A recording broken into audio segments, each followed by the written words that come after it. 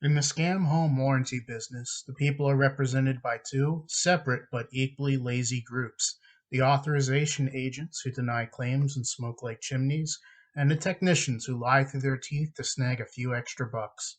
These are their stories. Scam Home Warranty proudly presents the top 5 dirtiest techs. Story number 5. So, your miserable excuse for a husband decided to grab lunch. It's Friday morning and the phones are blowing up left, right, and center. Techs who've been putting off calling in claims all week are throwing them in now because they have better stuff to do on the weekend than be stuck on a phone all day. Also, it's payday, so some people are mysteriously sick, and absolutely not in Atlantic City for the second time that month.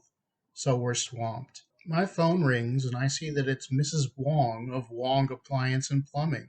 She has a very thick accent and somehow knows all of the buyouts perfectly, so that the claims her husband runs are just expensive enough to be annoying, but also just under the buyout amount. Also, strangely, her company never finds any units with rust or corrosion on them, and also somehow serial numbers are illegible. I guess the camera on her phone is broken as well. But she does a lot of work with us, so she gets away with murder. I'm on her third claim of the call. We're already at 20 minutes in, and she never has her paperwork in front of her when she calls in. That's 4 other calls I wasn't able to take because my average call time was less than 5 minutes. That's 4 other calls I wasn't able to take because my average call time is less than 5 minutes, and I can visibly see the queue rising as we speak. Mrs. Wong continues, okay, so we will need 3 hours labor. We had to go back to the house twice to complete the job. I said, I'm not giving you labor on top of your guide price. Technician says, yes, you will. Customer had more failures, so we did more work. I stated that the customer never called in any additional failures. Mrs. Wong said, well, when we snaked the sink in the master bathroom, it turned out that it was only half the problem, and we had to snake the main line as well. So I need guide for a main line and a lateral snake. I pointed out your guide for a mainline snake clear covers lateral on top of it if it's the same trip.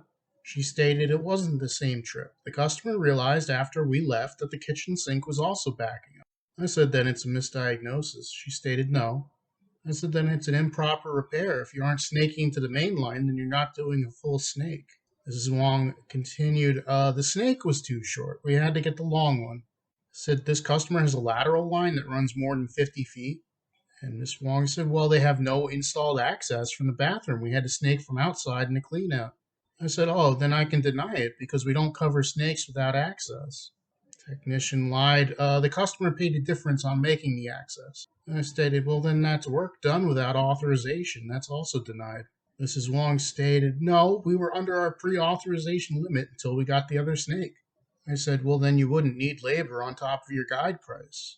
Mrs. Wong elaborated 2 trips, 2 claims. You're going to open a new claim, or I'm getting your supervisor on the phone and telling him he needs to train his kids in authorization better since they can't tell the. And then I cut her off.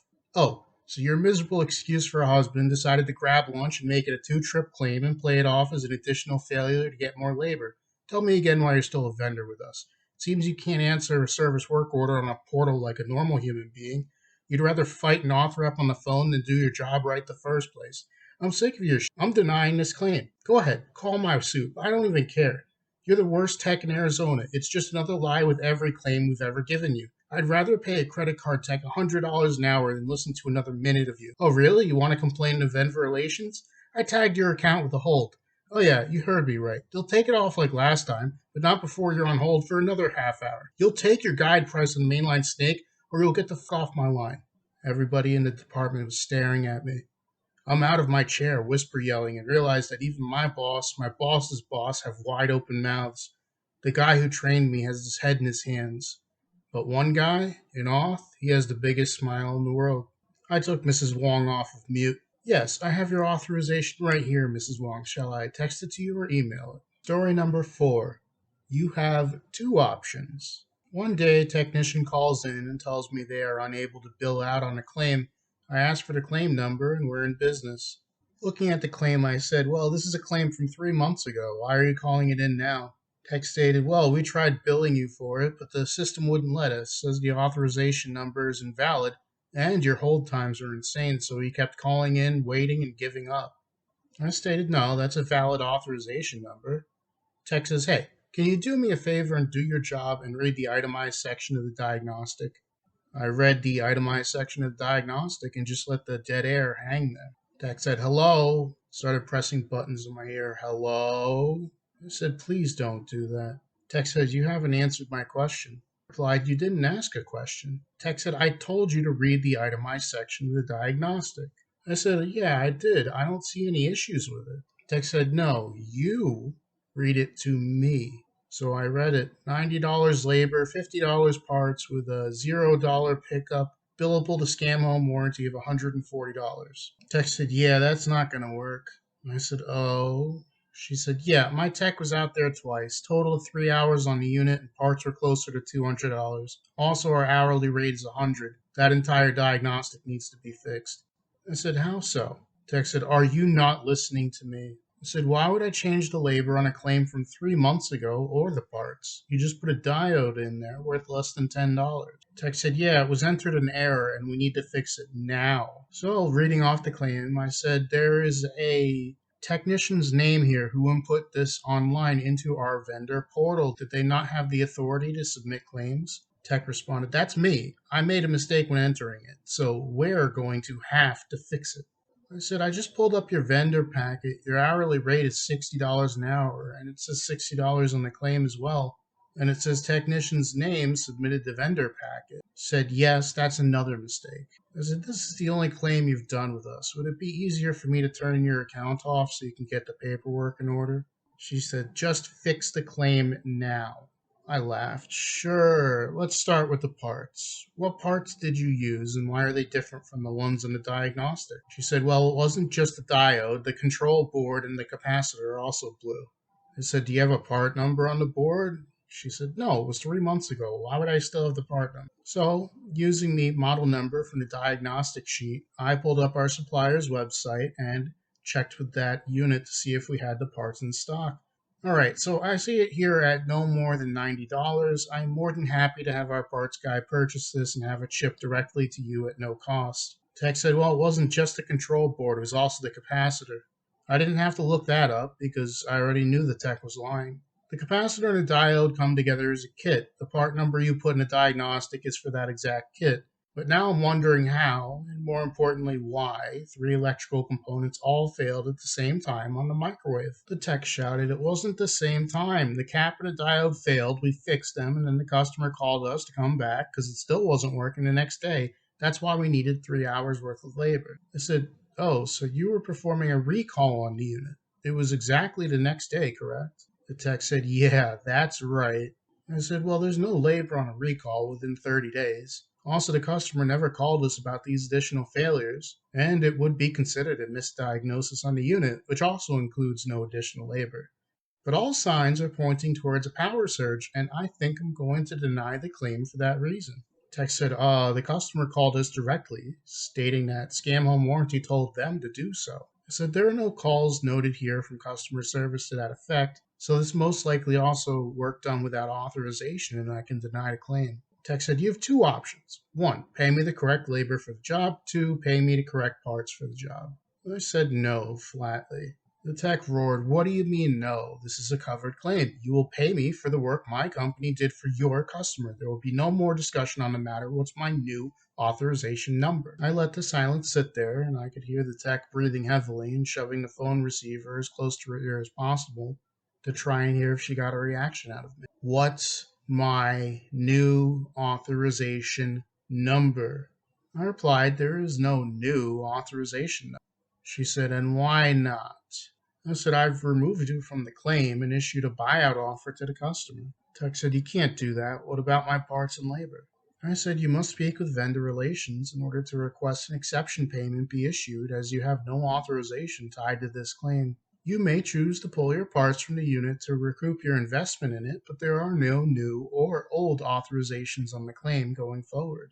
Tech said, I'm not pulling parts from a microwave that already fried every part we put on it. I started typing very quickly. On top of the misdiagnosis, you have admitted to lying about the cause of the failure to obtain authorization. There is now a hold on your account which only a manager and vendor relations can remove. Tech said, "Oh, are you fucking kidding?" Click. I tasked the following to customer service. Call customer and inform in order to provide a long-term solution to the multiple problems with the microwave. Scam Home Warranties determined it best to buy out the unit and offer customer funds towards the purchase of a new unit. I tasked the following to vendor relations. Tech lied about the cause of failure and tried to pad bill. See notes above in diagnostic for how and why. Story number 3. The claim that changed so much, so fast. Did you know it gets hot in Texas? So we are in the midst of a heat wave throughout the state in July, causing our phones to explode at the same rate as people's AC units in Texas. A call came in and I got the claim number and we were good to go. I asked the tech for the make, model, and serial and the rest of the 14 questions we ask on every AC unit. The tech finished up with a diagnosis, giving me all the needed information, and then told me the failure. It's going to need a condensing fan motor, a capacitor, and a contactor. Looking at the tech's vendor profile, I told him, I see you on guide for $350 for a condensing fan motor and a contactor with capacitor at $150. Tech said, yes, I will need auth for $500 to get the job done. I said, okay, we're going to reach out to the customer with our determination. Tech asked, don't you need, pictures of the unit? I said, no, I can deny the claim from here. Tech said, hey, looks like I made a mistake. I was looking at the wrong work order. The cap and the contactor are fine. I only need the condensing fan motor. I said, okay, but I am still going to deny the claim. Tech said, listen, I'll do the entire job right now for just $300. Seriously, that's all I need. I said, that's nice of you, and I appreciate it, but I will be denying the claim. Tech said, I really think you should cover this one. She's a nice old lady, very polite on the phone, and you should do it for her this one time. I said, polite customer or not, I have to run with the denial I have. The tech exclaimed, what denial? I said, the customer's policy went into effect 2 weeks ago. She tried calling this unit in 4 weeks ago and was told coverage hadn't started yet and then recanted the date of failure. We only sent you out there to confirm the denial. Tech said, you gotta be kidding me. I already did the job. You have to cover this claim. I said, please refrain from cursing on my line or doing work without authorization. I have to notate both now. Tech said, get me over to vendor relations right now. This is bullshit. Click. I tasked the following to customer service. Call customer and inform not a covered claim. Unit has a major failure within the second week of the policy. Failure is a pre-existing condition due to A1, not a covered claim. I tasked the following to vendor relations. Tech tried to force coverage on unit after having done repairs without authorization. Scam Home Warranty has the sole right to determine if a unit is covered or not. Work done without auth is excluded. Tech unprofessional online after being informed not a covered claim. The epilogue to the claim is that I had some notes on it from vendor relations a few hours later stating that they informed the tech not to do work without auth and the tech was upset but understood. Customer fought the denial and lost even though they again recanted their earlier claim, so we demanded a paid invoice saying the unit was working fine when the policy went into effect, and of course they didn't have one. Story number 2. He spent 20 minutes. A call came in from Arizona during the early summer, and I'm pretty sure you already know what kind of claim it's going to be. I answered the phone. Afternoon, Scam Home Warranty, the Mad King and Queen here, got a claim number to work with. Tech said, yeah, it's claim number. I said, okay, so this is an air conditioning claim. Are you at the house? Tech said, yes, I was about to leave actually when you picked up. I said, okay, can you give me the model, make, serial, and the other 14 questions we asked on every AC unit? The tech gave me all of the needed information and finished saying it's going to need a capacitor. Checking his profile, I said, it doesn't look like you have a price guide set up on your account. Are you a new tech with us? He said, first call of many, I'm sure. Y'all got a lot of work here in Arizona, or at least that's what dispatch told me when they signed me up this morning. I said, all right then, what's the damage? He said that's going to be $150 parts, $50 labor, and they didn't have a service call fee. I said, so you need $200 for this? And he said, yes. I said, for a capacitor? He said, correct. I said, why? That's close to $100 more than any of our techs would charge. The tech sighed loudly. You ever wonder why so many capacitors blow here in Arizona? I said, no, I haven't noticed a difference in my entire time here. The tech asked, do you know when all the power lines got put in, son? I said, no, they didn't cover that in my undergraduate history program, unfortunately. He said, so they were part of a number of infrastructure programs back in the 60s, which And then he spent the next 20 minutes tying up my line, giving me the history of electricity in the South. Eventually, he finished up saying, "So, when the lines sag, they pull more juice and they blow capacitors more quickly. I buy mine from Japan, not China, so mine don't blow every summer when the rest of them do because of the line doing its thing." I was just trying to get him off the line at that point. "Here's your off number for $200. Have a nice day." Click. My very next call was from Texas, but it was with a technician I was very familiar with. Technician starts, "Claim number, I got an AC here in Dallas." I said, "Hey, you got a second?" The tech said, "Sure, what's going on?"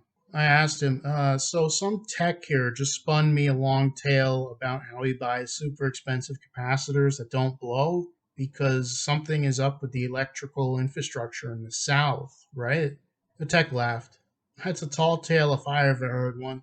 Most wires are underground nowadays, and I've been doing this 20 years. Never seen or heard anything fancier than a normal capacitor.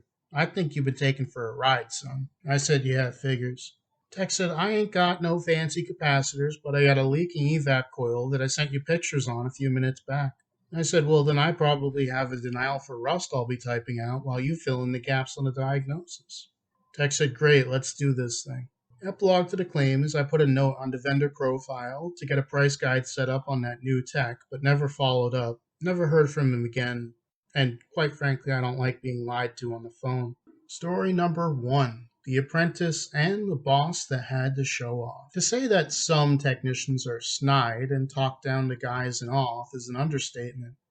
Some will hear a moment of hesitation, a stupid question, and inflate the claim and steal your money faster than a street hustler peddling three-card money on Friday night in Manhattan.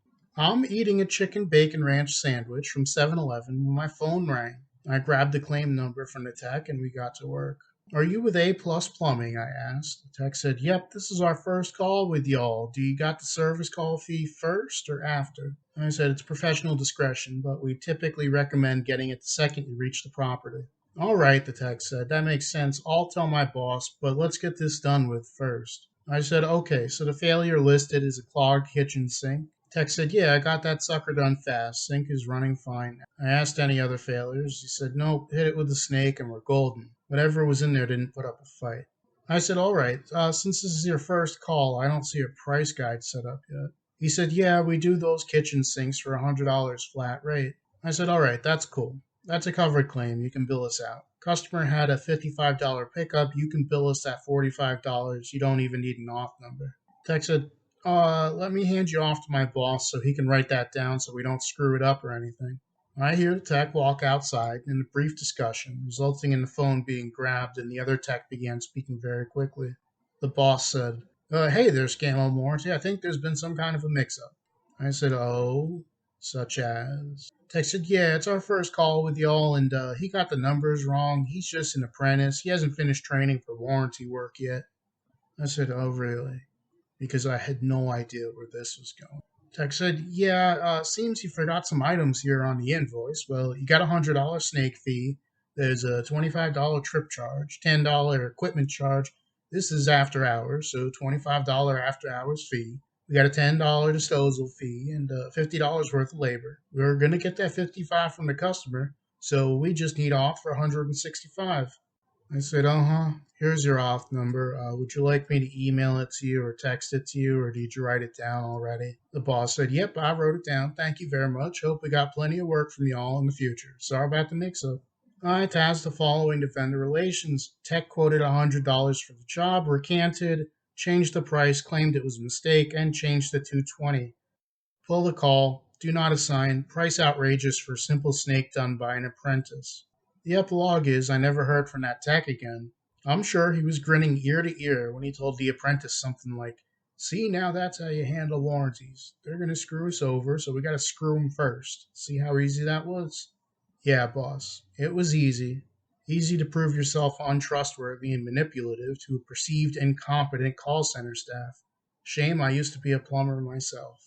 And thank you for joining us here once again for another top 5 video, the top 5 dirtiest technicians.